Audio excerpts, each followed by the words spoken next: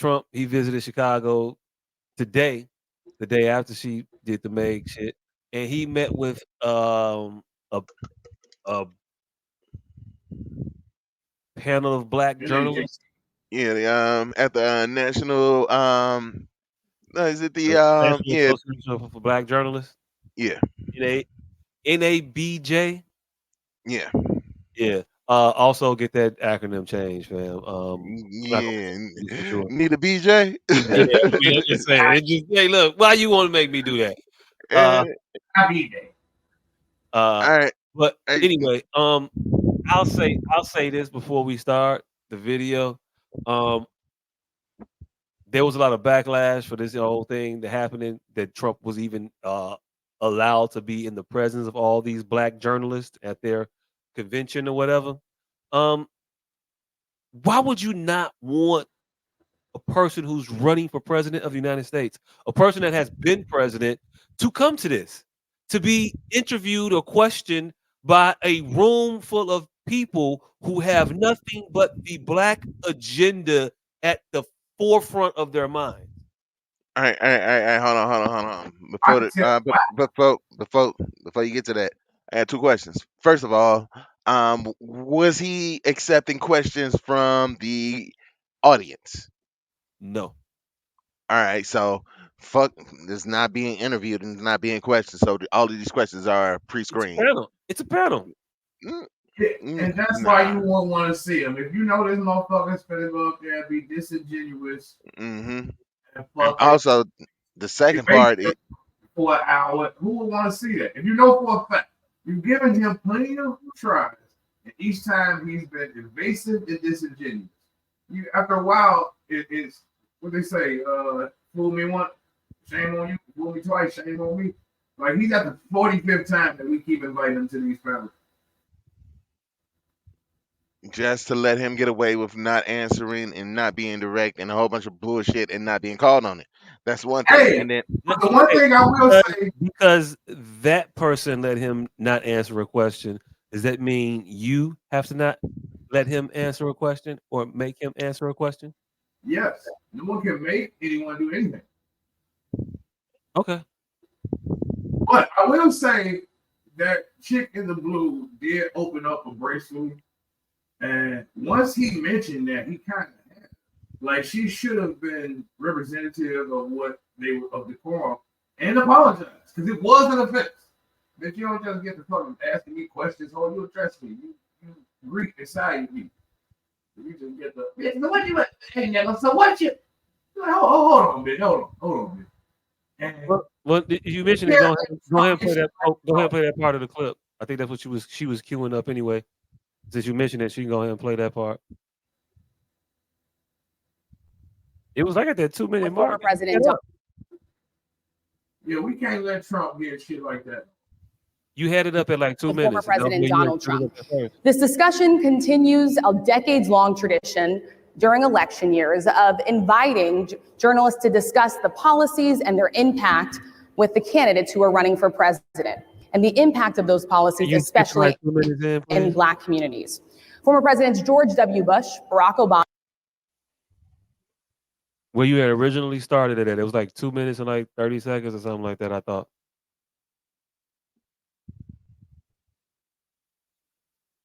Or yeah, she started it right there. So you can go ahead and go back to the start of her question, like 2:20 or something like that. Right there.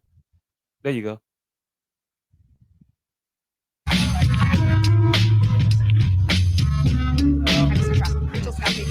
thank you.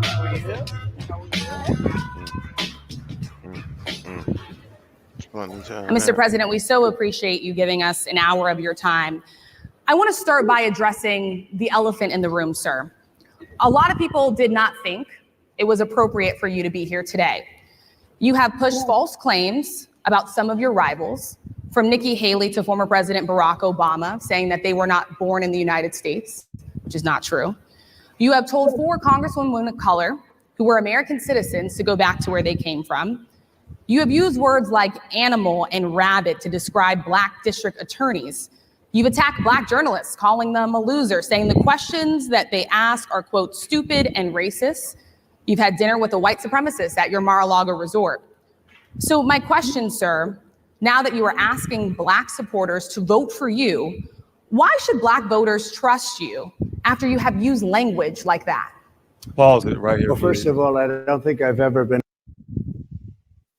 This is the exact reason why I think you invite him there. When she came out the gate with this here question, I was like, this is the exact reason why you don't boycott having him here. Because Okay. you get to ask him this question in front of a room full of your people, in front of a room full of us, and have him answer it or not answer it there, plainly or not. But he gets to be exposed for whatever he is for the entirety of the time that he wouldn't be in here subjecting himself to this. That's what you get, in my opinion. That's why you do this. You get to hold him to the fire. Mm-hmm. You cook his ass. All right. What do you Now want to let's now let's get to the answer. Oh, hey. The answer is why it's hard to cook this motherfucker. Go ahead and play it.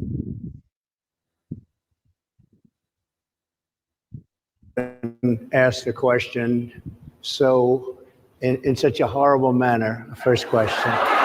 You don't even say hello, how are you?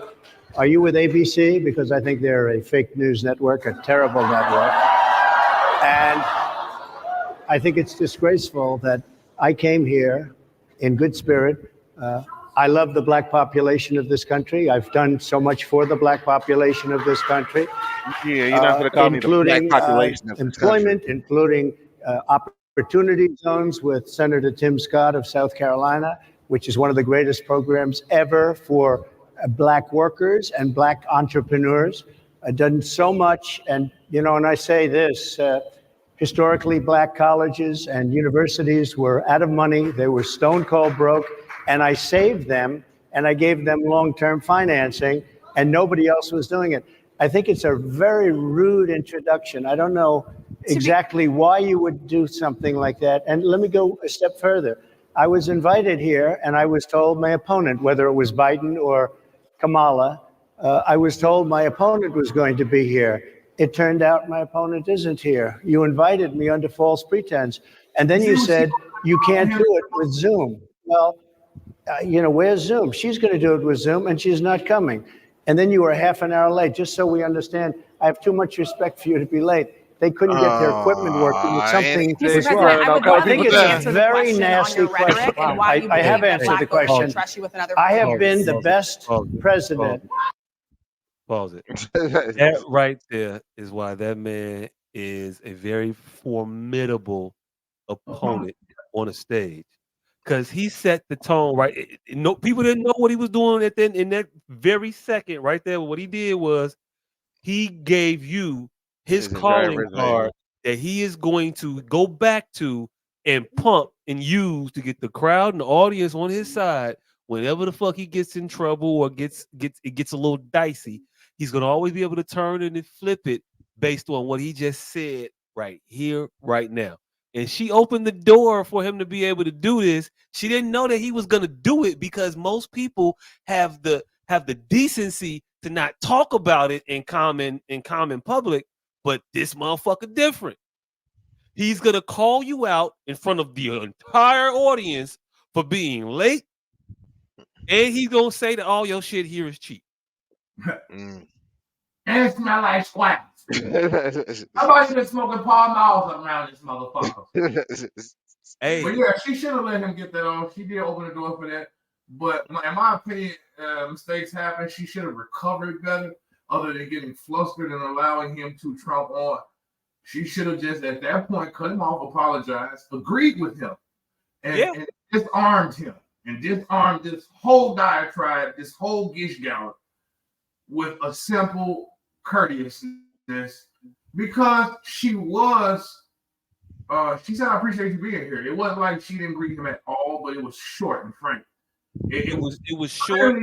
And also, if you notice, when he came out on the stage, they spoke. They said hi and how you doing and all that other shit. So I ain't gotta technically, really, I ain't gotta say hi, how you doing to you, and then say hi, how you doing again over the mic when it's like the attention of the audience is here. I spoke to you. I said hi. It might be a myriad of reasons why she wasn't being as uncouth as she would appear. She may have did greet him in proper kind when off mic, but once he got into this diatribe, she should have clearly stopped him, apologized, and disarmed that whole narrative that she was rude and unorganized and like he let this was masterful right here. Yep. You can go ahead and play it. For the black population since Abraham Lincoln. That's my answer. Better than President Johnson, who signed the Voting Rights Act. And for you to start off a question and answer period, especially when you're 35 minutes late because you couldn't get your equipment to work in such a hostile manner, I think it's a disgrace.